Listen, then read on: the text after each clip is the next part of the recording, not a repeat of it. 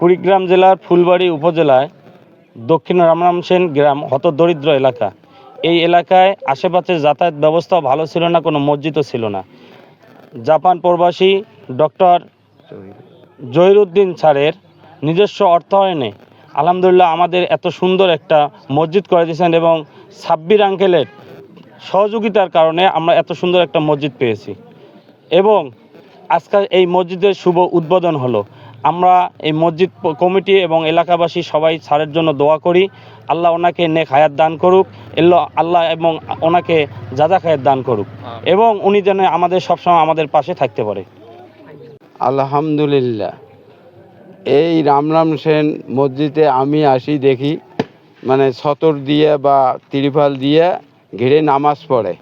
এই নামাজ পড়ার ইয়েটা দেখি আমাদের মনটা একটু হলো, তাই আমি আমার ছেলে যে জহিরুদ্দিন স্যারের কাছে থাকে, ওই জহিরুদ্দিন সাহেবের অর্থায়নে আমার ছেলে সাব্বির রহমানের সহযোগিতায় এই মসজিদ করে দেওয়া হলো এবং তাদের জন্য সবাই আমার দোয়া করিবেন এবং আমিও দোয়া করি, সকল এলাকাবাসীর জন্য দোয়া হবে ইনশাআল্লাহ।